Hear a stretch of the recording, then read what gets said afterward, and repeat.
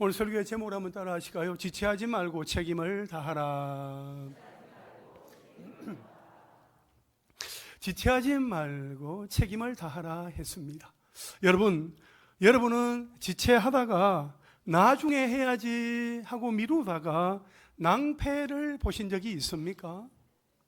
예를 들면 나중에 공과금을 내야지 하다가 그 납부 기한을 넘겨서 연체금까지 냈다든지, 또는 제출 서류를 마감내에 접수하지 못하여서 아예 신청을 하지 못했다든지, 하기 싫어서 또 할 수 없어서 미루기도 하지만 게으르고 나태했던 것도 아닌데 바쁘게 살다 보니까 착각해서 놓치게 되는 경우가 종종 있습니다.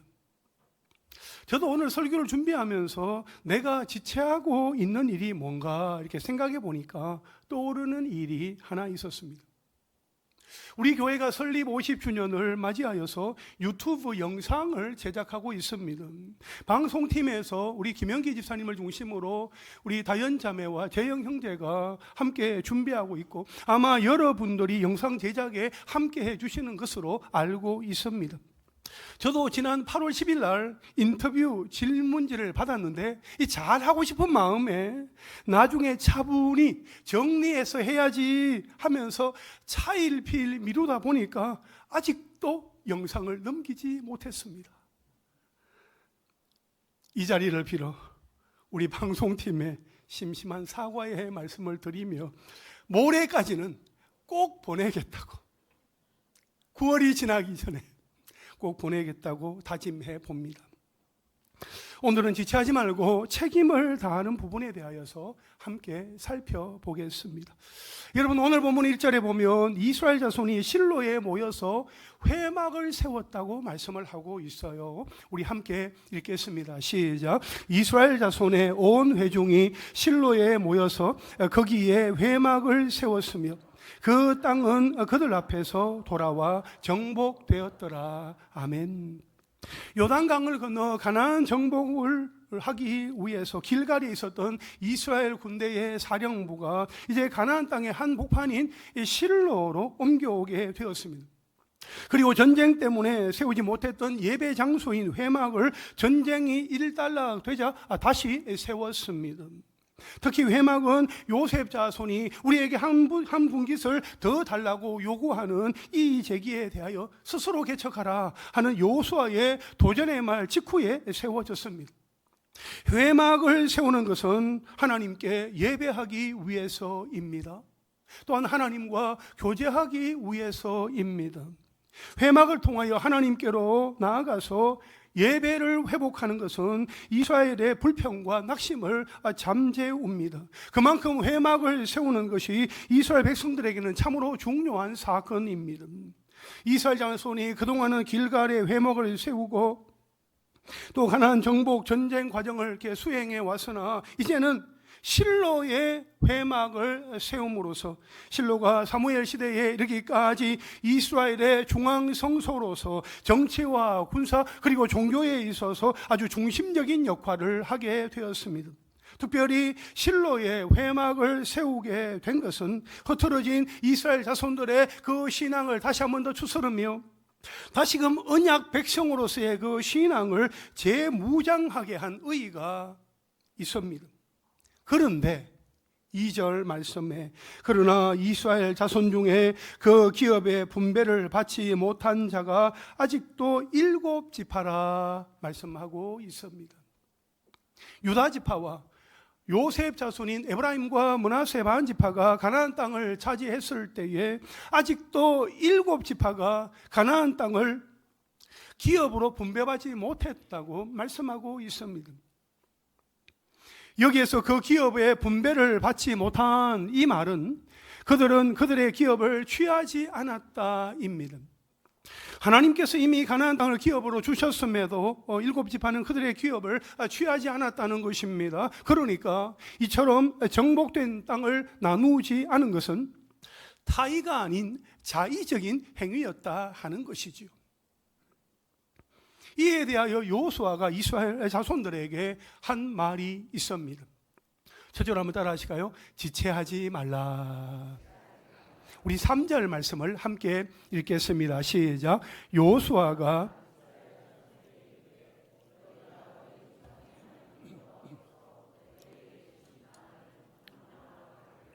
어느 때까지 지체하겠느냐. 아멘.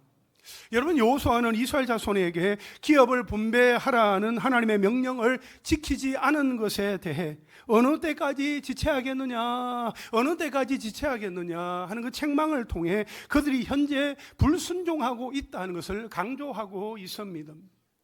가나안 땅을 점령하지 않은 그들을 향하여 지금 이렇게 지체하고 있는 것은 바로 너희이며 너희가 속히 이 일을 감당해야 한다고 강조하고 있는 것입니다.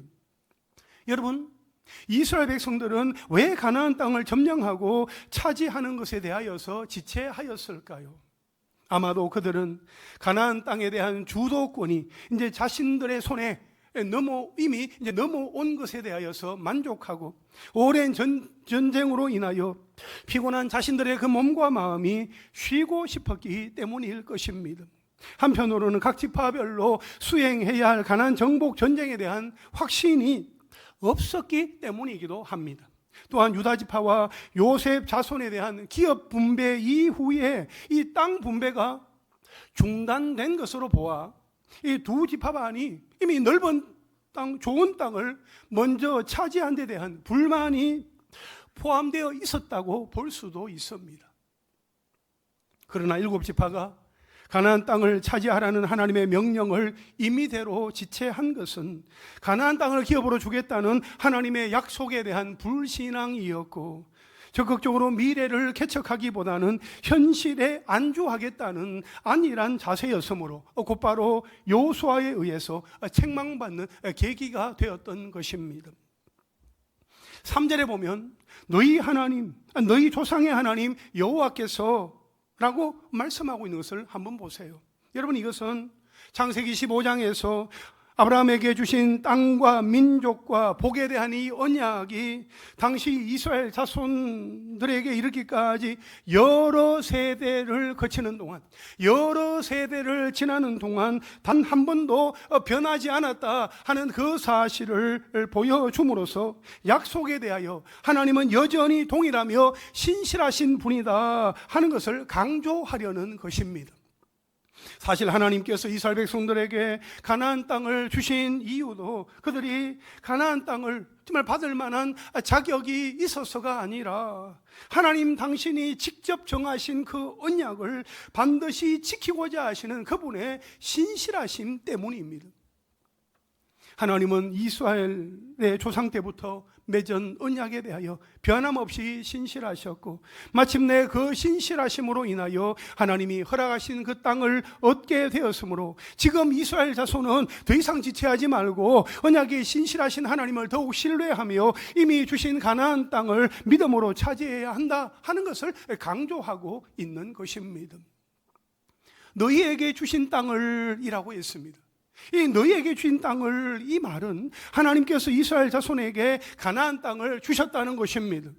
이것은 이미 하나님께서 그들에게 가나안 땅을 주시는 그 행위가 완결되었다 하는 것이요.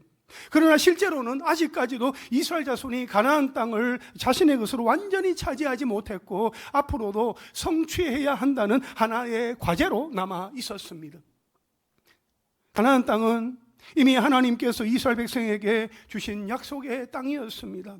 하지만 그 땅을 기업으로 차지하는 일은 그들의 순종과 행동에 달려 있었습니다. 우리의 신앙과 삶에도 마찬가지입니다. 하나님께서 우리에게 맡기신 일이 있습니다. 가정의 책임, 교회의 섬김, 시대적인 사명을 미루고 방치할 때에 그만큼 하나님의 역사는 지연되고 지체되는 것입니다. 그 지연과 지체는 결국 믿음의 부족이요 책임 회피다 하는 것이요. 여러분, 하나님은 이미 우리에게 구원의 은혜와 평강의 복을 도하여 주셨습니다. 아멘이십니까? 그러나 우리가 믿음으로 붙잡지 못하고 지체하거나 미루면 그 은혜를 온전히 누리지 못하게 됩니다. 우리가 일상에서 지체하거나 미루는 것이 있습니다. 예를 들면 하나님께서 이미 복을 주셨는데 우리는 때때로 언젠가 하겠습니다 하고 미룹니다. 성경 읽기와 기도하는 시간을 내일 해야지 하고 미루는 경우가 있습니다. 배우자와의 대화, 자녀와의 신앙교육, 부모님을 돌보는 일을 나중에 여유가 생기면 하려고 합니다. 하지만 결국 때를 놓치기가 쉽습니다. 운동이나 건강검진, 식습관 관리 같은 경우에도 언젠가는 해야지 하다가 방치하기 쉽습니다. 맡은 일을 미리 하지 못하고 마감 직전에 몰아서 처리하는 습관은 결국 신뢰를 잃게 만듭니다. 마음에 상처나 오해가 생겼을 때에 화해를 언젠가 하려 하지만 시간이 지나갈수록 어려워집니다.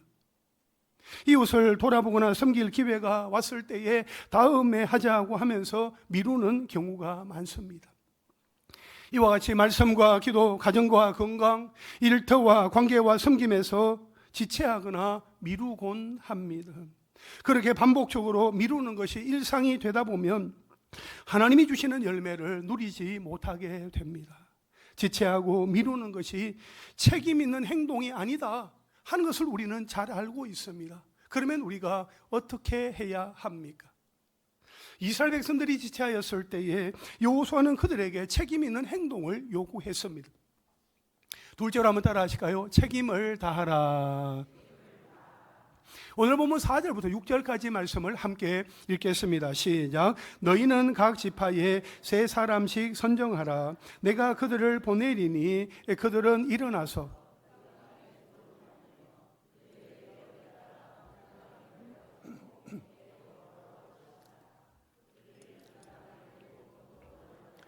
유다는 남쪽 자기 지역에 있고 요셉의 족속은 북쪽에 있는 그들의 지역에 있으니 그 땅을 7 부분으로 그려서 이곳 네개로 가져오라.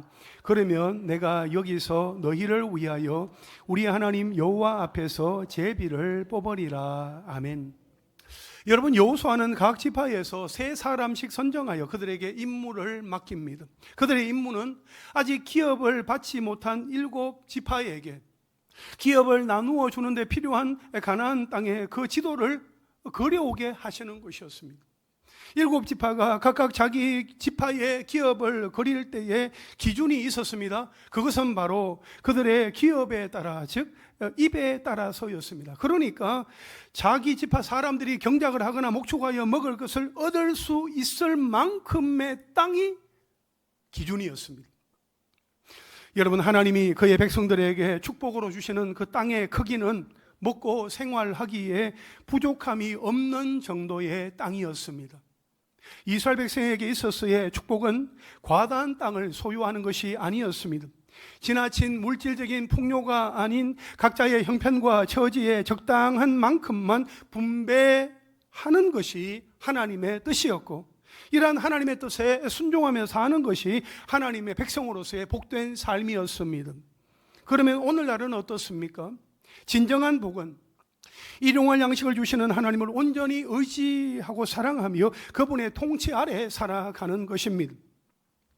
그럼에도 불구하고 사람들은 물질의 많고 적음을 기준으로 자신이 받을 복을 판단하는 경우가 비일비재합니다. 오늘날 많은 사람들이 자신이 하나님으로부터 받는 물질적인 복으로 인하여 하나님께 영광을 돌리기는커녕 오히려 하나님으로부터 멀어지고 재물을 쫓아가며 물질의 노예로 살아가는 모습은 참으로 안타깝다 하겠습니다.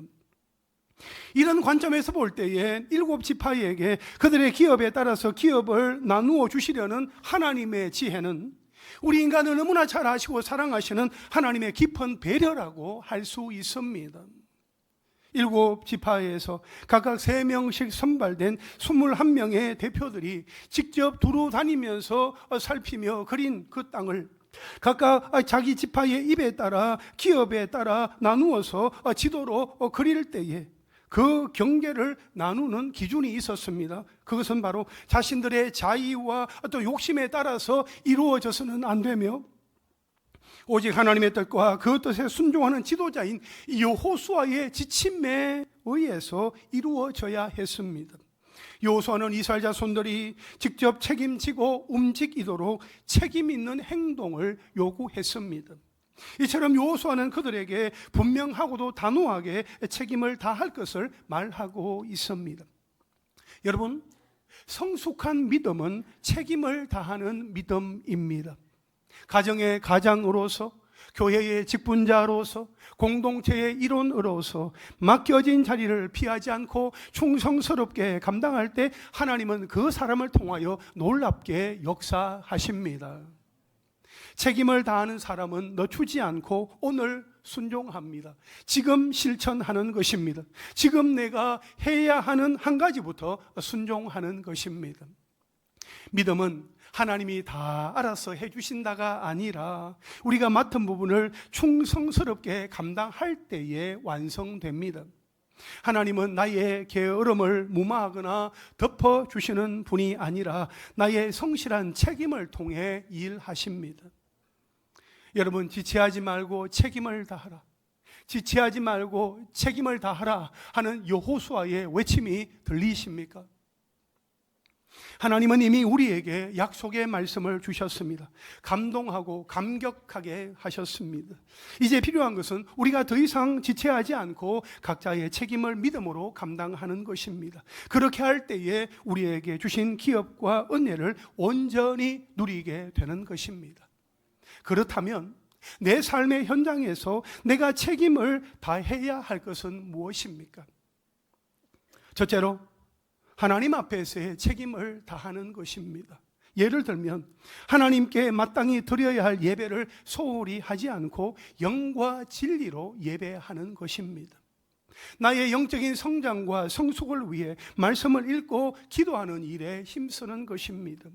내 삶을 통해 하나님이 기뻐하시는 거룩함을 지키는 것입니다. 둘째로 가정에서의 책임을 다하는 것입니다. 예를 들면 배우자를 존중하고 사랑으로 섬기는 책임을 다하는 것입니다. 자녀에게 믿음의 본을 보이고 신앙을 계승하는 책임을 다하는 것입니다. 홀로 계신 아버지나 어머니 또는 살아계신 부모님을 공경하고 돌보는 책임을 다하는 것입니다. 가정은 그야말로 하나님이 맡기신 가장 가까운 선교지라 할 수 있습니다.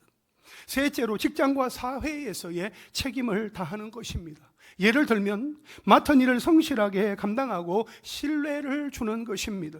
불의한 일에 동의하거나 동참하지 않고 정직하게 살아가는 것입니다. 이웃과 사회 속에서 선한 영향력을 끼치는 것입니다. 세상 사람들은 우리의 말을 듣기보다 우리의 삶을 보고 예수 그리스도를 발견하게 되는 것이지요. 마지막 넷째로 교회 공동체에서의 책임을 다하는 것입니다. 예를 들면 직분과 사명을 소홀히 하지 않고 충성되어 섬기는 것입니다. 교회의 평안과 화합을 위해서 사랑과 용서를 실천하는 것입니다. 전도와 선교, 구제와 봉사하는 일에 동참하는 것입니다. 여러분, 교회는 성도가 함께 세워가는 그리스도의 몸입니다. 오는 11월 16일 새생명 추수감사 음악 축제, 우크라이나 선교사 파송, 추석 러버미 나누기, 교회 주방을 비롯하여 구전 일을 묵묵히 봉사하는 것은 주님의 몸된 교회를 세워나가기 위해 책임을 다하는 것입니다. 사랑하는 여러분, 우리에게 주어진 미션이 있을 때에 책임감을 가지고 책임 있게 책임을 다하는 하나님의 사람들이 다 되시기를 주님의 이름으로 축원합니다. 우리 좌우에 계신 분들과 한번 인사하실까요? 책임을 다합시다. 여러분, 우리가 지체하지 말고 책임을 다하고자 할 때에 그것은 하나님 앞에서 해야 합니다. 누구 앞에서요? 하나님 앞에서 해야 합니다. 마지막 셋째로 한번 따라 하실까요? 하나님 앞에서 행하라.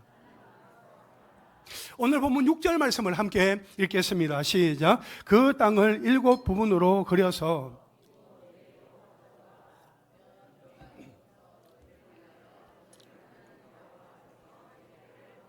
잠깐만요. 중요한 대목들이 있었는데 그냥 구렁이가 담을 넘어가는 것 같아요. 우리 함께 다시 한번 더 또박또박 6절 말씀을 읽겠습니다. 시작. 그 땅을 7 부분으로 그려서 이곳 내게로 가져오라. 그러면 내가 여기서 너희를 위하여 우리 하나님 여호와 앞에서 제비를 뽑으리라. 아멘. 8절 말씀 함께 읽겠습니다. 시작. 그 사람들이 일어나 떠나 가는 사람들에게 명령하여 이르되 가서 그 땅으로 두루 다니며 그것을 그려 가지고 내게로 돌아오라.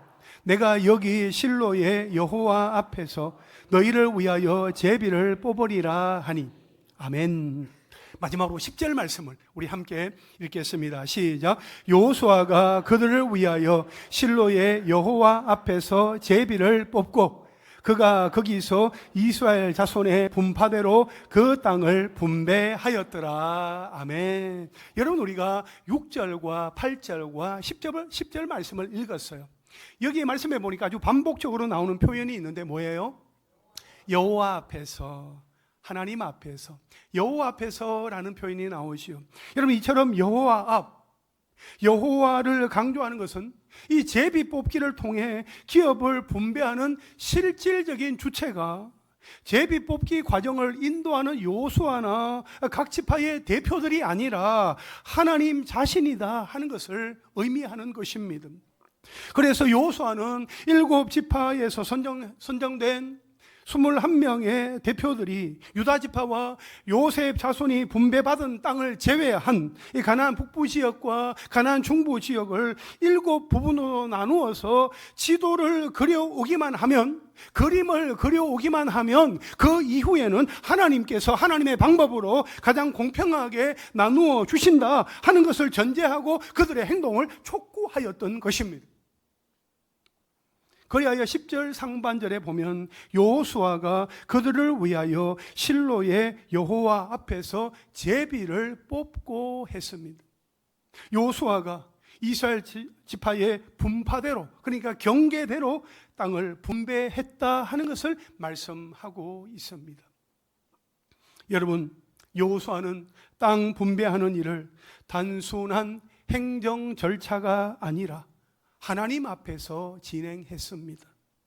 기업을 나누는 기준은 사람의 욕심이 아니라 하나님의 뜻입니다.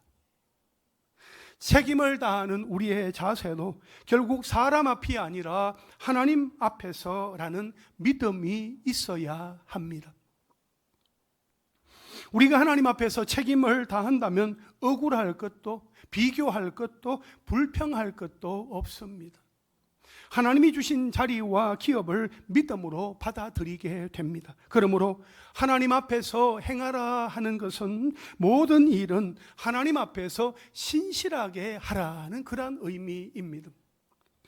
16세기 종교개혁 당시에 마틴 루터와 존 칼빈 같은 종교개혁자들이 신앙의 본질을 분명하게 하기 위해서 내세운 5가지 핵심 원리가 있었습니다. 첫째는 솔라 스크립투라, 오직 성경. 둘째는 솔루스 크리스투스, 오직 그리스도. 셋째는 솔라 그라티아, 오직 은혜. 넷째는 솔라 피데, 오직 믿음. 그리고 다섯째는 솔리 데오 글로리아, 오직 하나님께 영광을. 이 5가지의 분명한 원리를 가지고 있었습니다. 그러면서 동시에 그들은 이 모든 것이 코람데오, 하나님 앞에서 이루어진다 하는 것을 강조했습니다. 하나님 앞에서, 여러분, 우리가 하나님 앞에서 신실하게 해야 할 것들이 있습니다. 주일 예배를 드릴 때에 형식적으로 드리지 않고 마음과 정성을 다해 하나님께로 나아가는 것입니다. 찬양과 기도를 습관이 아니라 하나님께 드리는 고백으로 올려드리는 것입니다. 교회에서나 가정에서나 일상에서 드리는 예배를 삶의 중심에 두는 것입니다. 말씀을 단순히 지식으로 아는 데서 그치지 않고 삶 속에서 순종하려는 태도를 가지는 것입니다. 직장에서 맡은 일을 사람의 눈치가 아니라 하나님께 하듯이 정직하고 성실하게 하는 것입니다. 교회 공동체 안에서 약속을 잘 지키고 신뢰가 가는 사람이 되도록 하는 것입니다. 봉사와 섬김을 누가 보느냐가 아니라 하나님 앞에서 기쁨으로 하는 것입니다. 세상의 유혹과 죄의 시험 앞에서 타협하지 아니하고 하나님 앞에 양심을 지키는 것입니다. 이처럼 지체하지 말고 책임을 다하되 하나님 앞에서, 누구 앞에서? 하나님 앞에서 신실하게 하겠다는 각오와 결단을 가지고 하나님이 주시는 그 힘으로 지혜로 믿음으로 온전하게 감당하는 우리 모두가 되기를 주님의 이름으로 축원합니다. 이제 말씀을 정리하겠습니다. 지체하지 말고 책임을 다하라. 지체하지 말고 책임을 다하라. 이것이 바로 하나님께서 여호수아를 통하여 오늘 우리에게 주시는 메시지입니다. 하나님이 주신 사명을 더 이상 지체하지 말고 맡겨진 책임을 다해야 합니다. 여러분, 지체하지 말라는 것은 말이죠, 하나님의 약속을 미루지 말고 즉시 순종하라는 것입니다. 책임을 다하라는 것은 각자 맡겨진 사명을 충성스럽게 감당하라는 것입니다. 그리고 하나님 앞에서 행하라는 것은 모든 일은 하나님 앞에서 신실하게 하라는 것입니다. 하나님 앞에서 우리 각자에게 주어진 그 사명을 신실하고 진실하게 지체하지 말고 책임을 다하며 감당하는 하나님의 권속들이 다 되시기를 주님의 이름으로 축원합니다.